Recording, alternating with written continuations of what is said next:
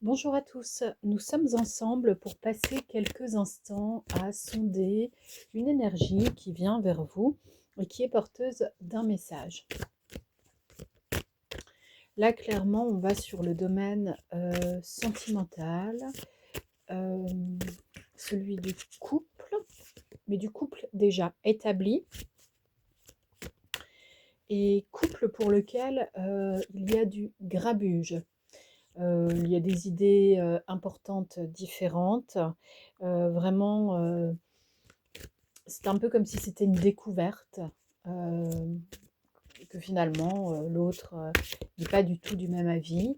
On peut se poser des questions importantes et se demander qu'est-ce que cela va donner. Donc notion, on va dire de façon générale, de désaccord dans le couple, euh, mais qui inquiète tout de même. On a une première carte qui nous parle du don. Euh, et en numérologie, elle va nous renvoyer à l'espace des libertés. Le don, d'une manière générale, c'est plutôt en matière spirituelle, donner et recevoir. Et s'il y a des gens qui savent très bien donner, euh, ça peut être aussi des personnes qui ne savent pas recevoir. Donc ça, forcément, dans le domaine du couple, à un moment donné, celui qui ne fait que recevoir, celui ou celle, hein, qui ne fait que recevoir pose problème, et celui qui ne fait que donner pose problème aussi, quel que soit le sentiment de l'autre dans la situation. De toute façon, au bout d'un moment, ça devient du ressentiment parce qu'il y a la sensation que ce n'est pas égal. Alors ça deviendra égal quand vous arriverez vous-même à égaliser la part du donner et la part du recevoir en vous-même, hein, puisqu'on est un être énergétique de projection et ce que l'on a en nous, on le projette. Si je ne sais pas recevoir la beauté du monde, la beauté énergétique de la vie avec un grand V, eh bien je suis par exemple en train de me plaindre de ceci, cela, et peut-être finalement c'est difficile à ce moment-là pour moi quand je me plains et que je ne me plains pas pour rien, entre guillemets. Cependant, là, c'est simplement pour donner un exemple concret de ce que ça peut être. Ici, donc, le don vous rappelle en fait que vous êtes une personne qui est douée dans cette situation précisément. Douée pourquoi? Pour remettre les choses à leur place. Remettre les choses à leur place, vous allez me dire, c'est aussi positif que négatif. S'il y a un abus, on remet l'autre à sa place, on a le droit, et puis on va faire en sorte de passer à une autre situation, hein, si la personne ne comprend pas ce qu'est un abus. Euh, Si c'est nous-mêmes qui abusons d'une situation, bien, on peut aussi à un moment donné se dire stop à soi-même et puis se remettre à sa propre place, un peu plus juste. Donc le don, c'est la capacité à modifier en fait les situations pour les améliorer. Et pour les améliorer, encore faut-il comprendre ce qu'il y a à modifier et ce qu'est une amélioration. Par exemple, dans le couple, il y en a qui peuvent se dire bon, il n'y a plus de désaccord parce qu'il n'y a plus de cris et d'engueulades. Pas du tout, non. Il peut y avoir des colères rentrées, une soudaine incapacité à exprimer ce que l'on a en soi à travers la colère parce qu'on a épuisé cette énergie de la colère. Quelque part, on est dans une sorte de lassitude. Et puis, on peut toujours être en désaccord, finalement. Quand il y a des accords, ça veut dire que chacun campe sur ses positions. Alors ça peut être dans une situation importante. Si on a par exemple l'énergie de la trahison, vous avez plutôt intérêt à comprendre ce qui vous trahit dans l'existence et ce que vous pourriez modifier là-dessus et arrêter de tolérer. On a une autre carte, échange, communication, mais elle est arrivée à l'envers. Alors là, clairement, en effet, vous êtes plutôt dans une situation où tout ce qui est prise de parole, écoute, c'est difficile, ça c'est sûr. Euh, Refuge, il y en a peut-être un de vous deux qui aussi se met dans le silence, se met en retrait pour essayer de retrouver une sorte de sérénité.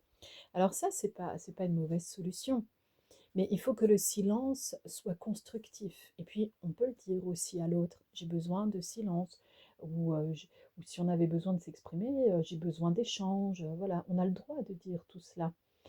Si c'est du silence en se disant que l'autre va céder, attention, ça c'est absolument toxique.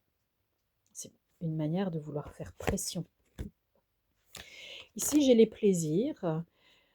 Alors, les plaisirs, eh bien, dans le domaine du couple, ça peut avoir deux significations. D'une part, que vous êtes assez mélancolique de ce qui avait donné l'impulsion de départ à ce couple, et c'était peut-être de la passion qui est en train de s'éteindre, parce qu'elle n'a que cette vocation-là, ne pas durer.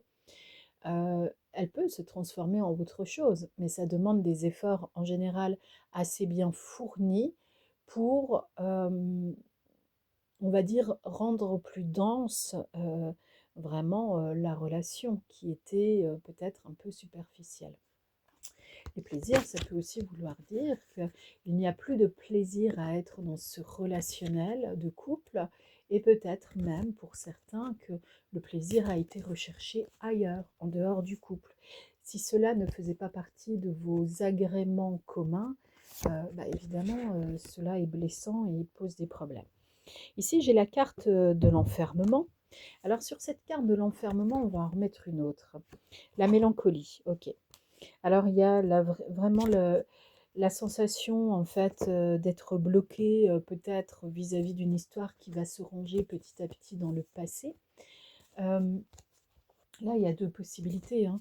Une histoire qui s'arrête et qui va se loger dans le passé, et une histoire qui peut loger une partie de sa propre identité dans le passé. C'est-à-dire que clairement, on va fournir des efforts, on va changer. Ici, j'ai la femme qui apparaît, donc une énergie féminine. Les nouvelles à l'envers. Euh, alors, pour certaines personnes, votre alter ego, votre autre, la personne avec qui vous êtes en relation de couple, a pu être tenté par une énergie féminine ou une femme, ok. Et il n'y a plus de nouvelles là-dessus, c'est-à-dire que c'est terminé. Mais ça peut être aussi la difficulté majeure que vous avez à transformer. Ici, c'est le monde minéral, donc c'est un peu comme si tout avait été figé et comme si la phase idyllique était en train de prendre l'eau. J'ai la carte de la progression qui arrive à l'envers, le guide, l'espoir, le travail, mais qui était à l'envers. Alors, il y a quelque chose qui pourrait vous faire avancer, vous redonner de l'espoir, mais finalement, vous avez la sensation que vous avez déjà tout fait, tout épuisé dans cette relation. Alors, peut-être est-il temps pour certains d'entre vous de passer vraiment à autre chose. La jeune fille, voilà, peut-être aussi observer ce que un nouveau choix quant à l'énergie féminine en vous, en l'autre, pourrait ouvrir comme situation. J'ai la carte de la santé qui est arrivée à l'envers. Je ne crois pas qu'il soit temps de le lire comme vraiment une maladie, mais c'est quelque chose qui ne vous rend pas heureux, en fait, cette situation-là. La révolution, mais qui est à l'envers, donc quelque part, ça fait un petit moment que cela ne bouge pas, et puis que tout s'enlise. La campagne et le sacrifice. Ok. Vous pourriez avoir la sensation de perdre une grosse partie en fait de votre investissement moral, peut-être matériel en plus, émotionnel, dans cette situation qui ne va pas bien. Alors, quel conseil pourriez-vous obtenir aussi dans ce message global? Eh bien, c'est de vous concentrer dorénavant sur une relation qui pourrait euh, vous éviter de revivre cela. C'est-à-dire observer un peu le type de personne avec qui vous êtes en couple. Si c'est une personne que vous jugez un peu, je ne sais pas moi, violente, vulgaire, irrespectueuse, menteuse ou je ne sais quoi, dissimulatrice et ainsi de suite, observez quelle part de vous-même peut être menteuse, dissimulatrice, vulgaire et ainsi de suite. En clair, ce que vous reprochez à l'autre et qui est en train de faire battre de l'aile votre relation de couple ou vos relations de couple de manière générale, eh bien, il est temps vraiment de l'observer, de parler avec ces parts d'ombre, de les transformer, de chercher à comprendre quels sont les mécanismes qui peuvent les mouvoir et les mettre en action, afin que cela s'arrête. Et ça, il n'y a que vous qui puissiez le faire. Alors peut-être pas seul, vous pouvez vous faire accompagner. Il y a toutes sortes de thérapies qui existent de nos jours pour expliciter en fait nos fonctionnements et nous permettre de prendre conscience que ceci et cela, ça va ou ça ne va pas. Quand on trouve que des choses fonctionnent bien dans notre existence, en général, on ne se pose plus beaucoup de questions. On se laisse vivre et ça, c'est peut-être la meilleure des choses qui puissent nous arriver. Sauf si on était dans le déni. Alors ce fameux déni, là, il n'a pas l'air d'être encore très présent dans la situation. Là, je crois que vous ouvrez vraiment les yeux et c'est cela qui est douloureux en fait, la prise de conscience. Alors la prise de conscience, c'est une chose, la compréhension, c'est autre chose, c'est une autre phase.